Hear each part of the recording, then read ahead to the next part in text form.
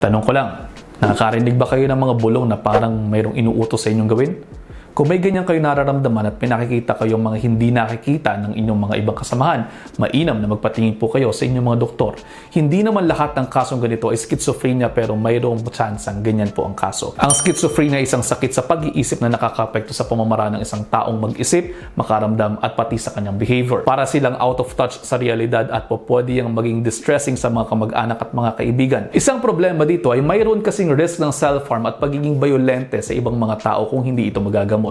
Mahalagang sa unang mga sintomas pa lamang ng sakit na ito ay magpatingin na agad sa mga doktor upang malaman kung schizophrenia nga ba talaga ito o may iba pang mga dahilan. Ilan sa mga risk factors niyan ay pwedeng genetics, mga experiences sa buhay, sa environment, sa stress at pati na rin sukat o size ng ilang areas ng kanilang mga brain. Kaya po ang gamutan dito ay dapat i-tailor fit sa isang pasyente, hindi one size fits all.